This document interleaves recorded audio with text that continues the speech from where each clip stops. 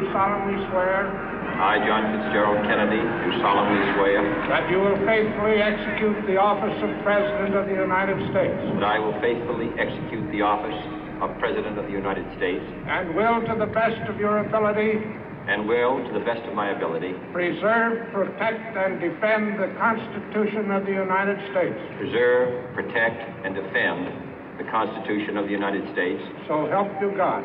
So help me God.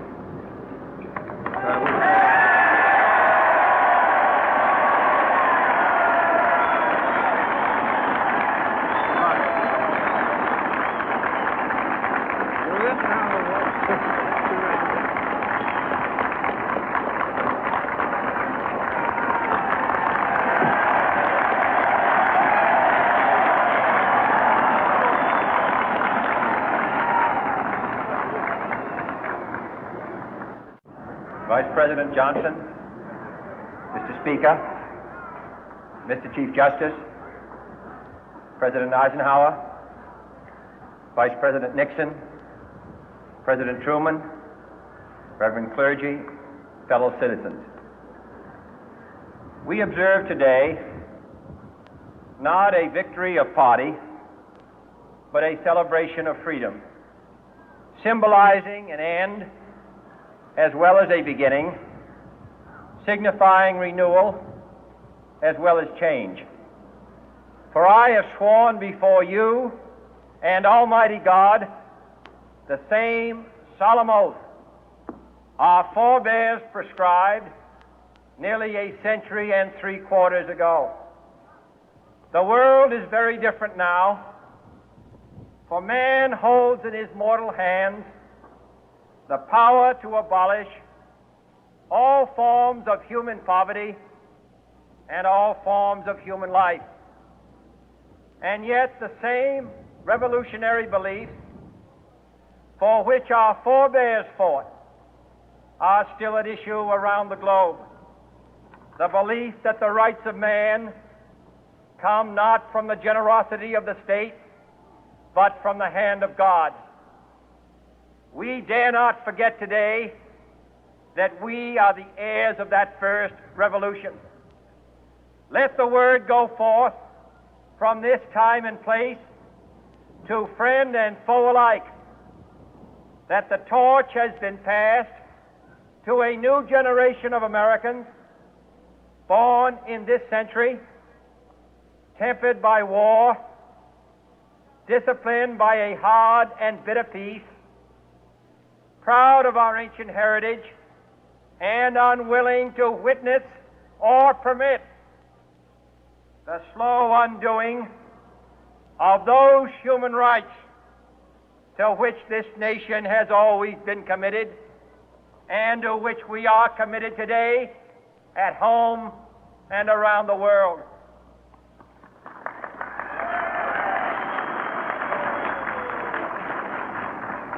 Let every nation know, whether it wishes us well or ill, that we shall pay any price, bear any burden, meet any hardship, support any friend, oppose any foe to assure the survival and the success of liberty.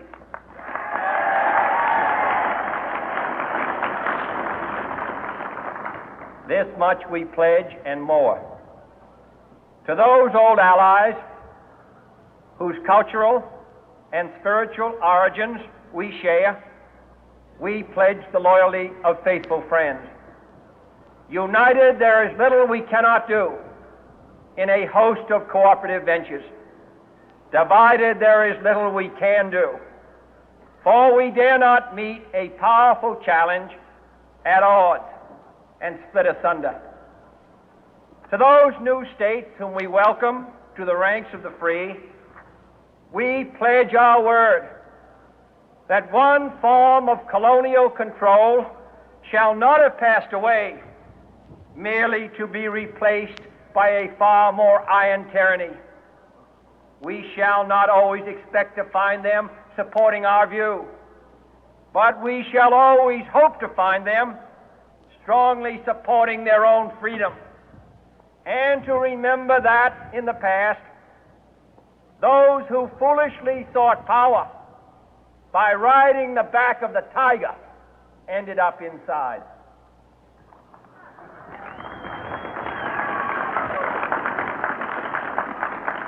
To those people in the huts and villages of half the globe struggling to break the bonds of mass misery, we pledge our best efforts to help them help themselves for whatever period is required, not because the communists may be doing it, not because we seek their votes, but because it is right. If a free society cannot help the many who are poor, it cannot save the few who are rich.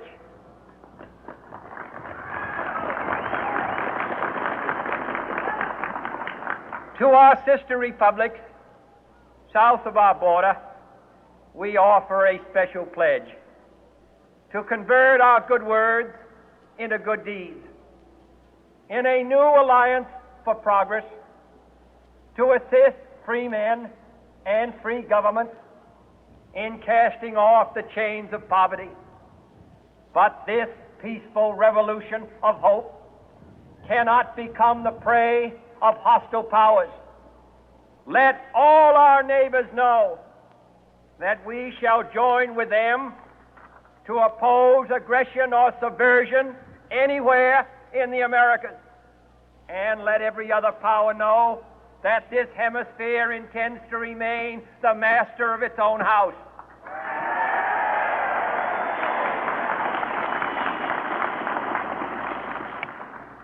To that World Assembly of Sovereign States, the United Nations, our last best hope, in an age where the instruments of war have far outpaced the instruments of peace, we renew our pledge of support to prevent it from becoming merely a forum for invective, to strengthen its shield of the new and the weak, and to enlarge the area in which its writ may run.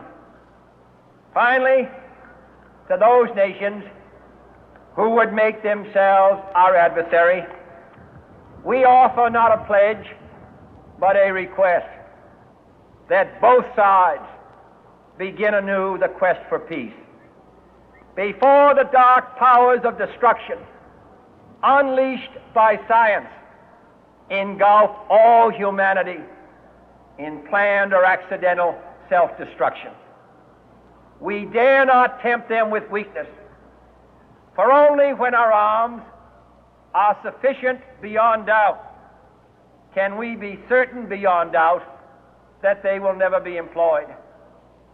But neither can two great and powerful groups of nations take comfort from our present course, both sides overburdened by the cost of modern weapons, both rightly alarmed by the steady spread of the deadly atom, yet both racing to alter that uncertain balance of terror that stays the hand of mankind's final war.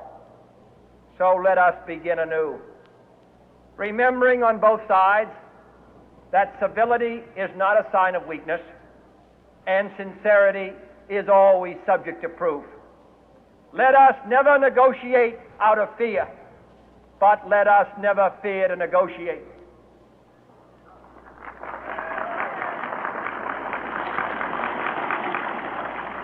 Let both sides explore what problems unite us, instead of belaboring those problems which divide us.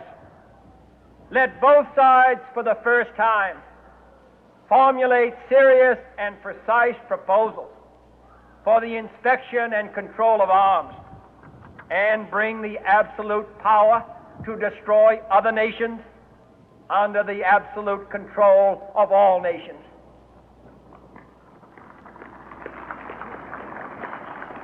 Let both sides seek to invoke the wonders of science instead of its terrors.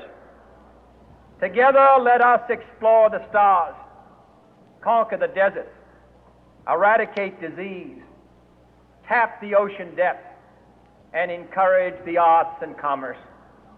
Let both sides unite to heed in all corners of the earth the command of Isaiah to undo the heavy burden and let the oppressed go free.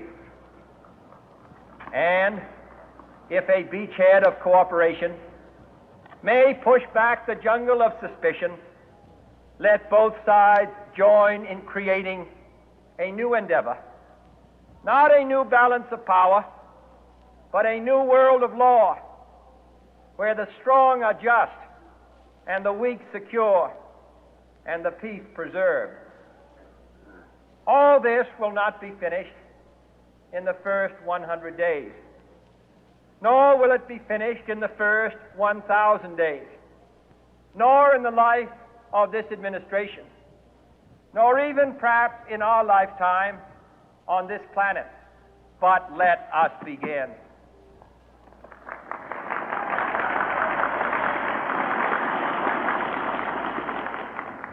In your hands, my fellow citizens, more than mine, will rest the final success or failure of our course. Since this country was founded, each generation of Americans has been summoned to give testimony to its national loyalty. The graves of young Americans who answered the call to service surround the globe. Now the trumpet summons us again, not as a call to bear arms, though arms we need, not as a call to battle, though in battle we are, but a call to bear the burden of a long twilight struggle, year in and year out, rejoicing in hope, patient in tribulation, a struggle against the common enemies of man, tyranny, poverty, disease, and war itself. Can we forge against these enemies a grand and global alliance, north and south, east and west, that can assure a more fruitful life for all mankind? Will you join in that historic effort?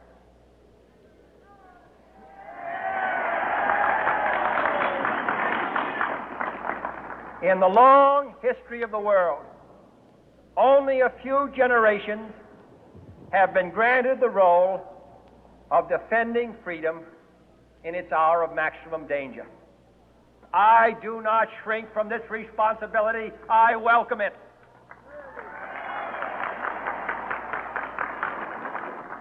I do not believe that any of us would exchange places with any other people or any other generation. The energy, the faith, the devotion which we bring to this endeavor will light our country and all who serve it.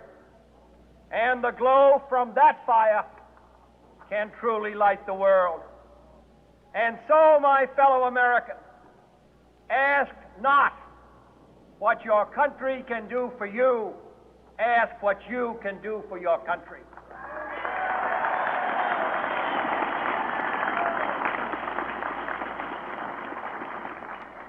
My fellow citizens of the world, ask not what America will do for you, but what together we can do for the freedom of man.